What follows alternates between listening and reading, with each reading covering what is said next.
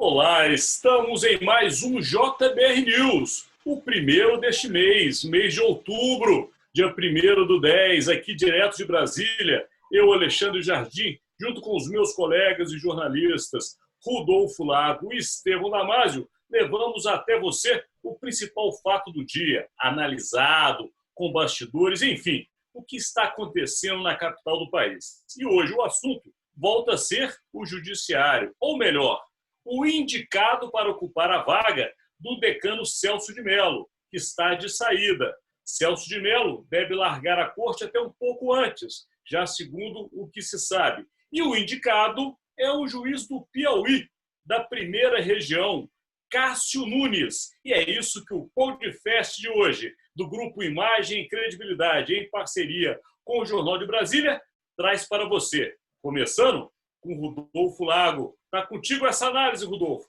Vamos lá. Pois é, Alexandre, Estevão, nossos queridos seguidores.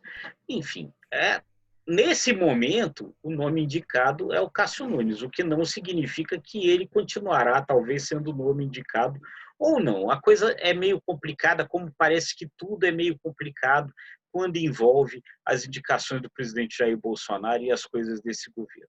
O que acontece? O Cássio Nunes foi uma surpresa, porque o Cássio Nunes não tem nada a ver com aquele perfil que várias vezes o Bolsonaro disse que seria o perfil que ele indicaria para o Supremo Tribunal Federal. Ele não é terrivelmente evangélico, ele, na verdade, nem é evangélico, ele é de formação católica, ele não é alguém com quem o presidente Bolsonaro senta para tomar cerveja, o presidente não tem essa intimidade toda com ele, e então foi uma grande surpresa como ele tenha surgido, porque, na verdade, nem uma figura muito conservadora ele parece ser. As posições dele como juiz não são muito nessa linha mais conservadora que se esperava. Agora, ele é uma figura com muito trânsito político, e talvez daí é que tenha vindo essa indicação. Agora, o que surpreende é que ele é uma figura com trânsito político em todas as áreas.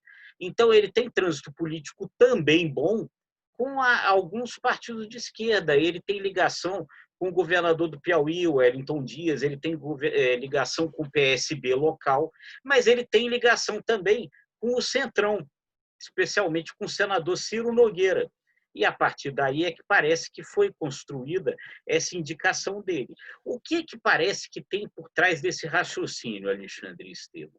É que ele seria um juiz garantista, ou seja, ele seria um juiz ligado a essa ala menos punitivista. E aí ele poderia entrar ali dentro do Supremo associado ao Gilmar Mendes, ao Lewandowski, ao Toffoli, a essas figuras aí mais ligadas com essa ideia mais de livrar a cara ali de pessoas envolvidas em corrupção, e parece que aí é que se associa a tal indicação do Centrão, e teria se associado também um certo patrocínio do senador Flávio Bolsonaro, no mesmo sentido.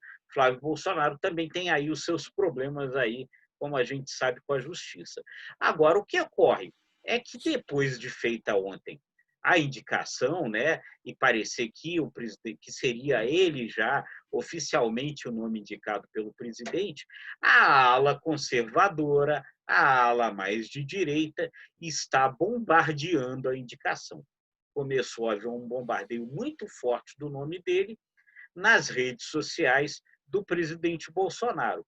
E aí há até quem ache, é um raciocínio que alguns estão fazendo, que poderia haver até aí uma certa estratégia no sentido de jogar ele como uma espécie de boi de piranha, um nome que se joga, se queima, e aí depois o Bolsonaro voltaria de fato com alguém que ele realmente quer, com alguém com um perfil mais conservador, que seria o que ele de fato quer fazer. Enfim, é aí que está esse rolo, a gente não sabe até qual vai ser o final do rolo, quem vai para o Supremo de fato, mas a situação nesse momento está essa aí, Alexandre Steu. Rodolfo Lago, a conferir, porque de fato suas informações com o que a gente tem visto aqui em Brasília. Ele chegou a ser apresentado dentro da casa do Gilmar Mendes. Exatamente. Ou seja, ele teve uma boa receptividade. A fofocalhada aqui na capital é de que ele está bem quisto. Mas o que você disse é perfeito. Essas jogadas acontecem no poder. De repente, é uma tentativa de emplacar outro nome. Vamos conferir. Vamos ouvir também o que tem a dizer sobre esse assunto Estevão Damásio. Está contigo, Estevão. Oi, tudo bem, pessoal? É inacreditável, né? Eu estava prestando muita atenção ao relato aí, à análise do Rodolfo, e não é culpa do Rodolfo. É que, infelizmente, o jogo é assim, né? Reputação ilibada e notório saber jurídico, né? Ninguém fala que são os dois pré-requisitos básicos, ou deveriam ser, para ocupar uma vaga na mais alta corte do país. É claro que eu não estou dizendo que esse possível indicado pelo presidente, se é que vai permanecer, não tem esses dois requisitos. Muito pelo contrário, acredito que tenha. Mas hoje, infelizmente, né, há uma politização da justiça ou uma judicialização da política. Essas duas teses, às vezes, se mesclam. E aí, para ocupar um cargo na mais alta corte do país, de repente, um presidente da República que detém a prerrogativa de indicar um nome, e eu, abrindo um parênteses, eu sou contrário a isso, independentemente de quem esteja na presidência, está na hora de mudar o processo de indicação ou de escolha de ministros de tribunais superiores. Não dá para o presidente ter essa prerrogativa que pode se transformar num fardo, na medida em que muitas questões que são analisadas no Supremo, a constitucionalidade ou não dessas questões, a maior parte delas tem a ver com a presidência da República. Então, você fica naquela contabilidade. Quem é garantista, quem é a favor do presidente. Nós temos desses 11, parece que a maioria indicada pelo PT. Então, esse tipo de contabilidade não me agrada, me preocupa. Então, é uma leitura que faz até como um alerta, né? Creio que ele tenha as duas qualidades básicas ou pré-requisitos para ocupar tal cargo, mas, como bem frisou o Rodolfo, neste momento em que política e judiciário estão andando praticamente juntas no nosso país, nós temos que fazer esse cálculo, que é pura estratégia. Ele vai, caso seja confirmado, ocupar a vaga do ministro Celso de Mello na segunda turma e, teoricamente, por ter essa formação mais garantista, por ter uma formação que privilegie mais o réu, né, que vá até os limites da ordem jurídica, ele pode formar maioria dentro da segunda turma e aí julgamentos importantíssimos, como que prevê a suspeição do então juiz Sérgio Moro, no caso do triplex do Guarujá, pode ser uma vitória para o ex-presidente Lula. Então, são algumas considerações que eu acho que são interessantes nesse processo responsável de análise que a gente faz diariamente. Mas o Rodolfo, eu não tenho mais nada a falar. A análise do Rodolfo foi perfeita, Jorge. Mas, Estevão, as suas considerações também são muito importantes. Sabe por quê? Esses dias, inclusive, surgiu aqui um pedaço parte cultural do nosso podcast, uma indicação que todos assistam. São 2 filmes sobre a mesma pessoa, que é a juíza Ruth Greenberg, uma ex-juíza do Supremo Tribunal Federal, Suprema Corte dos Estados Unidos, que inclusive faleceu há poucas semanas. Teve um funeral com honras que ninguém esperava, tamanho prestígio, apesar de ter chamado durante a primeira campanha de Donald Trump ele de farsante, ele fez um discurso em homenagem a ela, diante da importância dessa mulher para a Suprema Corte. São 2 filmes, um se chama inclusive Suprema, é sobre a vida dela com atores, e o outro é A Juíza, que inclusive tem o depoimento dela em todo o filme. Enfim, por que eu falo isso, Estevão? Porque o que você falou é muito importante. Esses requisitos que você chamou a atenção são os requisitos que levaram a uma juíza como Ruth Greenberg chegar onde chegou e sair de lá da forma como saiu. Quer dizer, é um orgulho para um país ter um juiz na Suprema Corte que faz uma história que orgulha, que vira filme, que serve de exemplo. Então, que de fato o Brasil, e por isso eu volto a dizer, é muito importante o que você disse, que o Brasil tenha também esses critérios, para que nós tenhamos na Suprema Corte exemplos que sejam seguidos pelas gerações atuais e futuras. Mas vamos lá.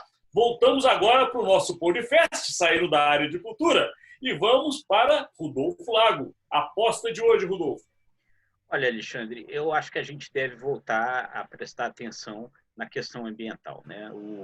O INPE hoje fez uma divulgação do relatório, que ainda é um relatório parcial do número de queimadas no Pantanal e na Amazônia, e ao contrário de algo que o governo vinha falando na semana passada, esse relatório ainda parcial, mas já colocando agora os dados do segundo semestre até o momento, já mostram que esse é o ano com o maior número de queimadas no Pantanal, né? A semana passada, erradamente, a Secretaria de Comunicação usou esses dados do INPE para dizer que esse teria sido o ano com o menor número nos últimos 18 anos, mas era uma informação incorreta, porque esses dados eles não levavam em consideração o segundo semestre. E é justamente no segundo semestre, onde há a seca e o calor, né, que essas queimadas aumentam. Esses primeiros dados do INPE ainda não estão fechados, o ano ainda não acabou, mas eles já mostram que, ao contrário do que se disse, já temos o ano com o maior número de queimadas. E isso vai ter certamente repercussões para a gente acompanhar aí. A aposta de Rodolfo Lago para a aposta de Estevão Damasio. Está contigo. Além dessas questões ambientais, eu acho que elas devem sempre continuar na nossa pauta, no nosso radar. Eu estou apostando no fim do imbróglio da forma de sustentar financeiramente o Renda Brasil ou Renda Cidadã. Já há, como frisamos ontem, uma forte ala no Congresso defendendo que o governo possa até encaminhar uma proposta, porém a forma de financiar ficaria para depois das eleições, embora o ministro da Economia, Paulo Guedes, já tenha descartado a polêmica dos precatórios. Eu vou na minha aposta com a política como ela é, que é justamente em cima do bate-boca que houve ontem entre o ministro da Economia, Paulo Guedes, e o presidente da Câmara, Rodrigo Maia. E este bate-boca ele teve reflexos hoje que parece, ao que tudo indica das informações de Brasília, de inviabilizar a discussão da reforma tributária neste mês de outubro, ou seja, adiamento mais uma vez. É uma complicação atrás da outra. Enfim, vamos ficar atentos. Chegamos ao final do JBR News de hoje, dia 1º de outubro, o podcast do Imagem e Credibilidade em parceria com o Jornal de Brasília. Lembrando a você, estamos também no Spotify. Afinal de contas, é mais uma facilidade para acompanhar este conteúdo. E também no site do Jornal de Brasília e do próprio Imagem e Credibilidade. Até amanhã, meus amigos. Tchau, gente. Tchau, pessoal. Até amanhã.